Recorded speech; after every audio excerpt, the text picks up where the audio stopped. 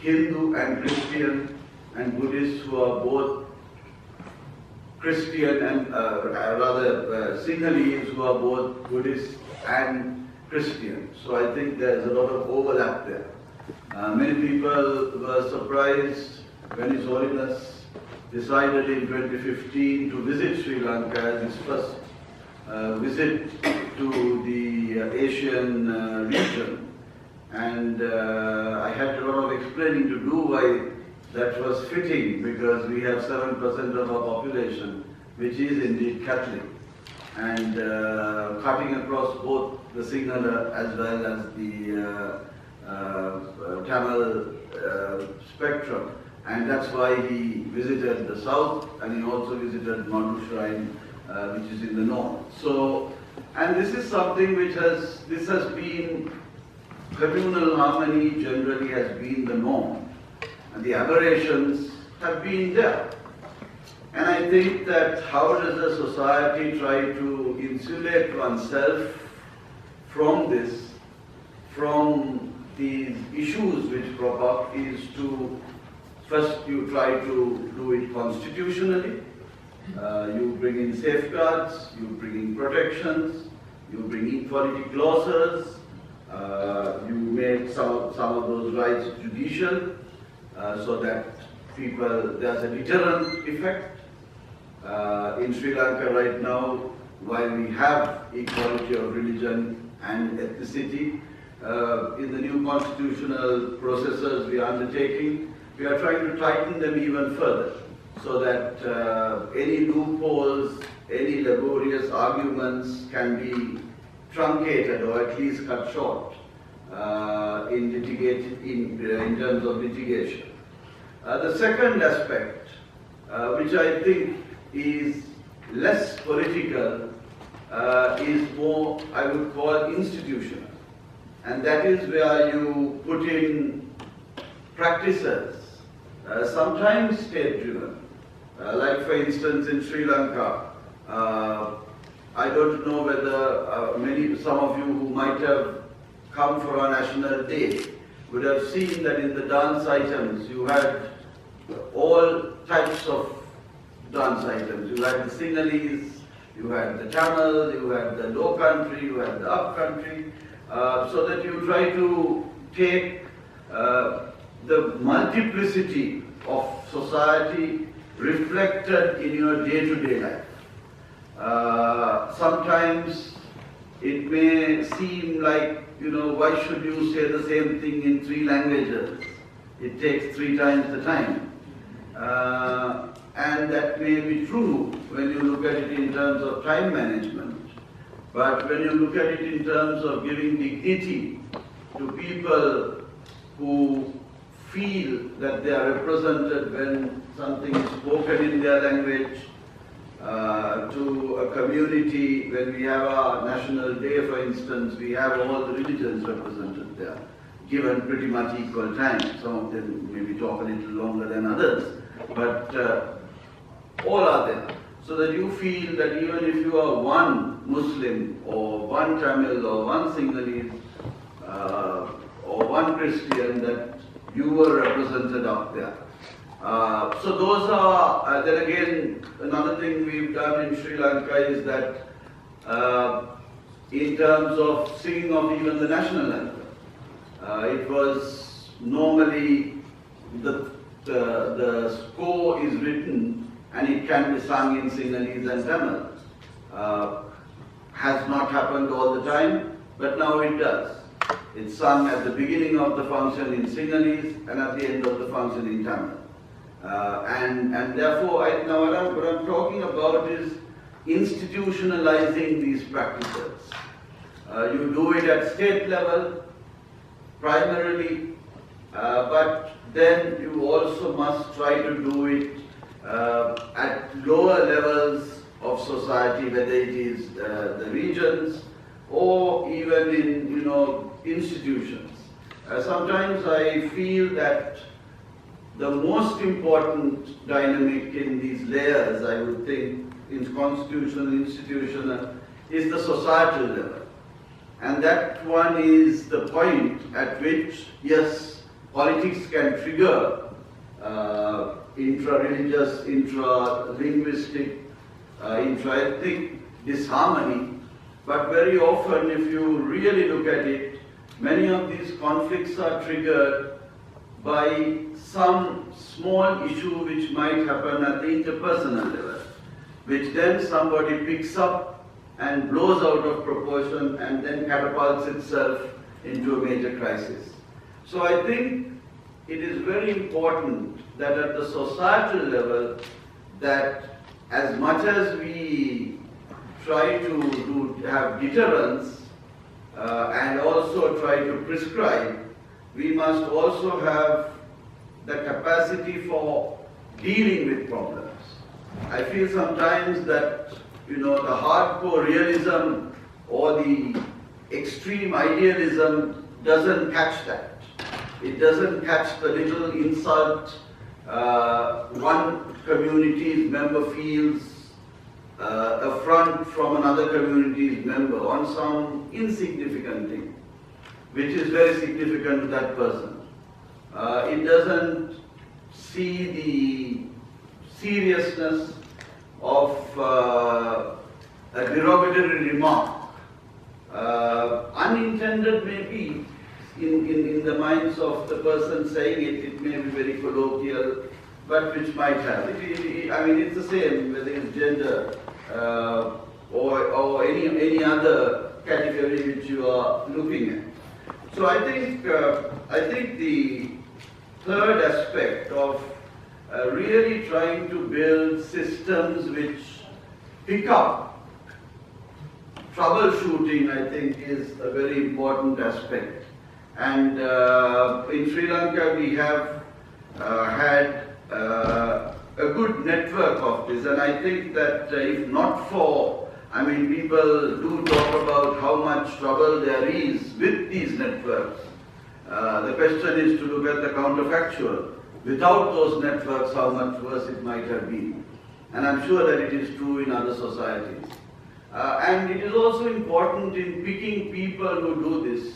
You can't have the most, saintly person doing it, necessarily. It must be the person who is accepted more broadly. Nothing wrong with being saintly, but, if you are more inward and are not, connected, if your voice is seen as a lone voice within a community, then your impact will be much less.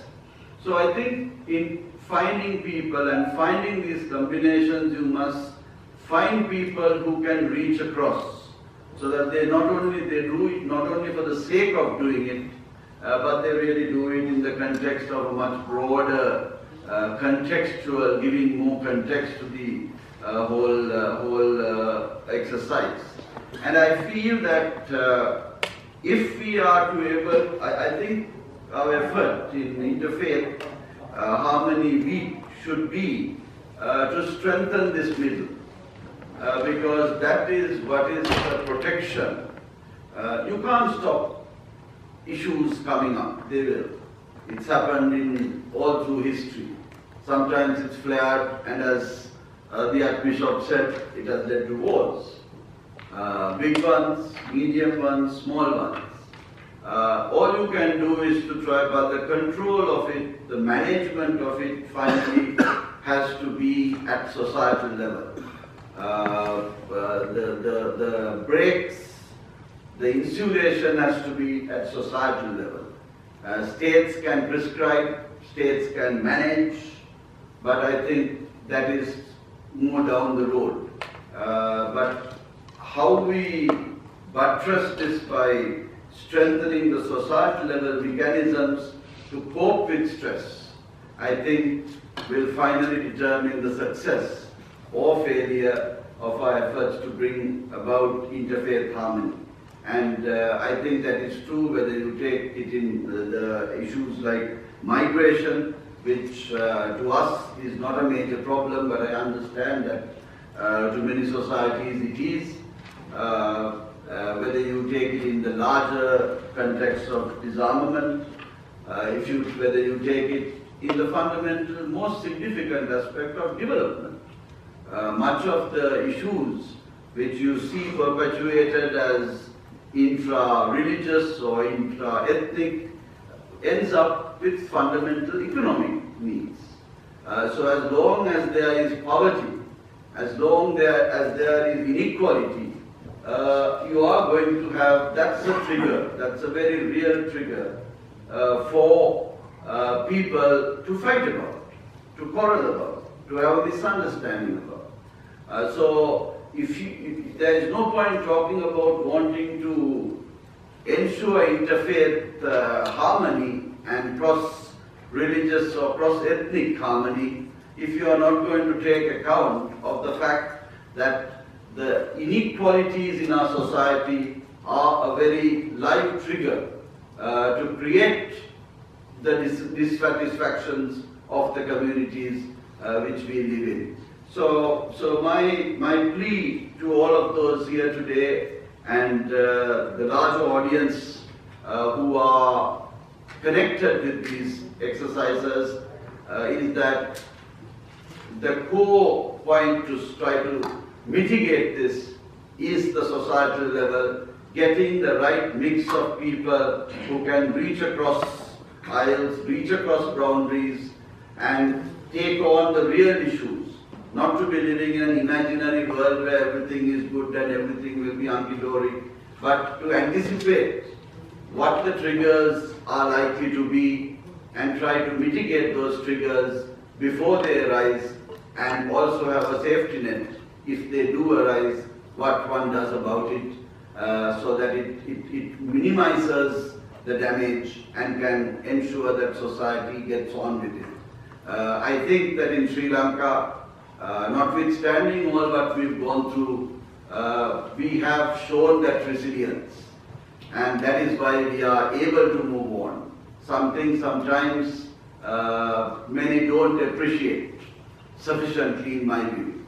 And that we've come through a lot is nice for us to look back and see, but it is also inspiration to societies which still have these problems.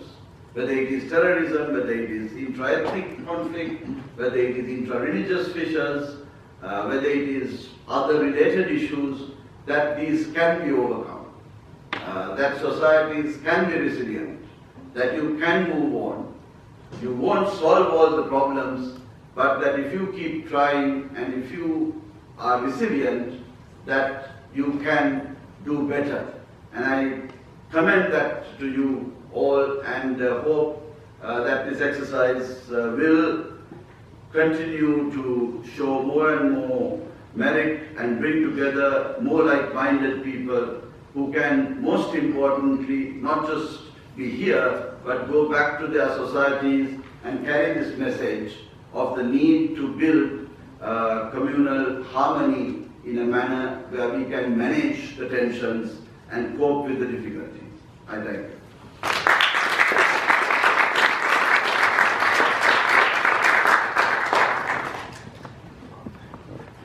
Thank you very much, Ambassador, for that. You shared with us basically the constitutional safeguards as well as equality clauses, how important this is for multi-ethnic society, and this brings us also to the issue of rule of law, human rights, the rights of each and every individual to in his own state. You spoke about inclusive practices, which are indeed important, so that nobody would feel marginalized. And you rightly stated that basically issues will continue to flare, but the actual responses should be at the grassroots level, at the societal level, and because it's only when these people are indeed understand that and are ready to move forward, will they do so. And you need to have the right people to guide them through this process. You spoke a little on reaching out and how this could be done. And you rightly said that we need like-minded people to work on issues to bring us together and to mitigate the effect of whatever